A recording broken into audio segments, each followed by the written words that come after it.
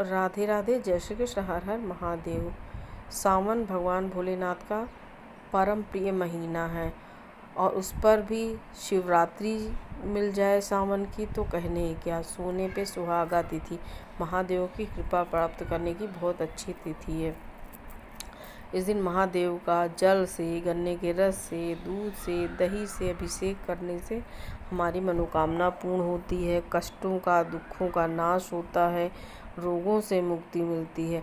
यदि आप मंगल की पीड़ा से ग्रसित हैं तो इस दिन भगवान भोलेनाथ का गन्ने के रस से अभिषेक कीजिए। धन संपदा की चाह है तो भी गन्ने के रस से अभिषेक कीजिए। चाहे तो आप रुद्राभिषेक कर सकते हैं या करा सकते हैं, नहीं कर सकते तो शिव जी के ओम नमः शिवाय इस मंत्र का जाप करते हुए या फिर शिव गायत्री पढ़ते हुए आप भगवान भोलेनाथ पर गन्ने के रस से अभिषेक कीजिए। साथ ही उनकी प्रिय वस्तुएं भांग, धतूरा आदि चढ़ाएं। और इस बार जो सावन की शिवरात्रि है वो आर्द्रा नक्षत्र में पड़ रही है। आर्द्रा नक्षत्र राहु का नक्षत्र है और इसके देवता हैं भगवान महादेव। जो भी लोग राहु की पीड़ा से ग्रसित हैं उनके लिए ये बहुत अच्छा अवसर है राहु के कष्टों से मुक्ति पाने की, क्योंकि इसकी जो महादशा होती है या अंतरदशा होती है 1-2 दिन की नहीं होती। महादशा 18 साल की और अंतरदशा इसकी 18 महीने की होती है। तो बहुत कष्टकारी समय होता है अगर अशुभ समय चल रहा है तो आपको इसकी पीड़ा से मुक्ति पाने के लिए भगवान भोलेनाथ की भक्ति करनी चाहिए। जल में काले तिल डालकर भगवान भोलेनाथ का अभिषेक करें या फिर दूर्वा, जिसे दूब या दूबड़े भी कहते हैं, वो डालकर भगवान भोलेनाथ का अभिषेक करें। हाँ, दूर्वा अवश्य महादेव को चढ़ाएं। साथ ही साथ नाग नागिन के जोड़े चाहे तो आप चांदी के भी चढ़ा सकते हैं या फिर तांबे के भी मार्केट में मिलते हैं, आप वो अवश्य चढ़ाएं। नीले फूल महादेव को इस दिन अवश्य ही चढ़ाएं। और प्रदोष वेला में जब भी राहु का के लिए पूजन करें, प्रदोष वेला में भगवान महादेव का अभिषेक करें, बहुत अच्छा फल मिलता है।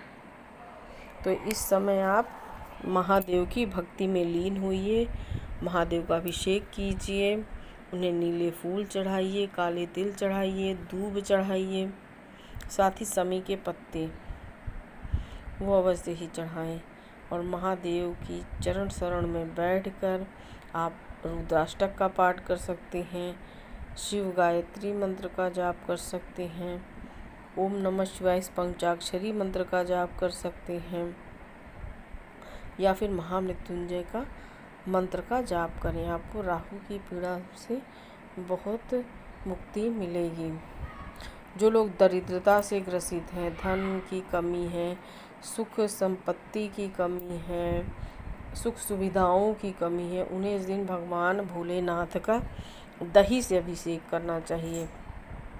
शुक्र को बल देना है ना आपको, तो दही से महादेव का अभिषेक कीजिए और साथ ही साथ महर्षि वशिष्ठ कृत दारिद्र दहन स्रोत का पाठ कीजिए। आप 11 कर सकते हैं या 21 पाठ कर सकते हैं, बहुत अच्छा रहेगा।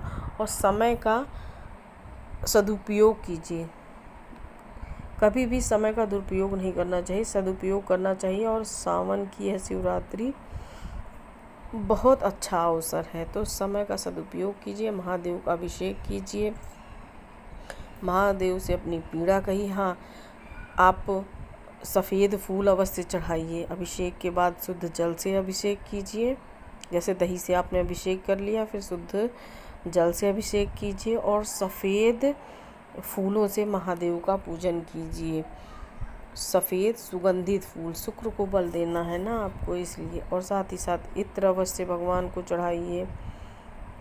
सफ़ेद दूध से निर्मित मिठाइयाँ और कपूर से भगवान की आरती अवश्य कीजिए। जो लोग दही से अभिषेक नहीं कर पाते, दही की व्यवस्था नहीं हो पाती जिनके पास, उन्हें महादेव का जल में कपूर मिलाकर अभिषेक करना चाहिए। यानी कपूर को पीस लीजिए, जल में मिक्स कर लीजिए और उससे महादेव का अभिषेक कीजिए दारिद्र्य दहन स्तोत्र पढ़ते हुए। इससे भी बहुत लाभ मिलता है। हाँ, फूल सफ़ेद होने चाहिए, पूजा में सफ़ेद चंदन लगाइए, अष्टगंध का तिलक लगाइए भगवान को, और सफ़ेद दूध से निर्मित मिठाइयाँ महादेव को आप चढ़ाइए। और वहीं बैठ के दारिद्र्य दहन सूत्र का आप पाठ कीजिए। 11, 21, 51 करके देखिए, आपको खुद ही फर्क पता चल जाएगा। आपको 30 से 40 दिनों में, और आप अगर इसका 40-45 दिन तक लगातार पाठ कर सकते हैं तो आपको खुद ही अपनी स्थिति का पता चल जाएगा कि कितना प्रभावशाली है यह सूत्र। इसके साथ ही साथ यदि केतु की पीड़ा आपको बहुत ग्रसित कर रही है तो महादेव को उषा वाले जल से महादेव का अभिषेक कीजिए, और महादेव को समीपत्र, बेलपत्र, काले तिल चढ़ाइए, और सरसों के तेल का दिया जलाइए। जब महादेव का पूजन कीजिए, जिनको भी राहु की पीड़ा हो, शनि की पीड़ा हो, केतु की पीड़ा हो, उन्हें सरसों के तेल का दिया जलाना चाहिए। इससे बहुत लाभ मिलता है। और महामृत्युंजय मंत्र का अगर आप जाप करते हैं तो सबसे अच्छा है, या फिर चंद्रशेखर सूत्र का पाठ कीजिए, ये भी बहुत अच्छा फल देने वाला। जो भी कीजिए श्रद्धा और विश्वास से कीजिए। महर्षि मार्कंडेय का नाम सुना है आपने, उनको अल्पायु योग था, लेकिन पूर्ण विश्वास और श्रद्धा से वो महादेव की उन्होंने भक्ति की और अल्पायु योग ख़त्म करके चिरंजीवी योग प्राप्त किया। मार्कंडेय जी चिरंजीवी हैं। तो आपकी भक्ति, आपकी श्रद्धा ही आपका कल्याण कर सकती है। और महादेव ऐसे हैं जो विधि के विधान को पलट सकते हैं। कहा भी है ना तुलसीदास जी ने, भावी मेट सकै त्रिपुरारी। विधि के विधान को पलटने की क्षमता सिर्फ महादेव में है। तो महादेव की चरण शरण में जाइए, इस सावन की शिवरात्रि का लाभ उठाइए। महादेव आपका, हमारा, सबका कल्याण करें, इसी मनोकामना से विदा लेती हूँ। राधे राधे, जय श्री कृष्ण, हर हर महादेव।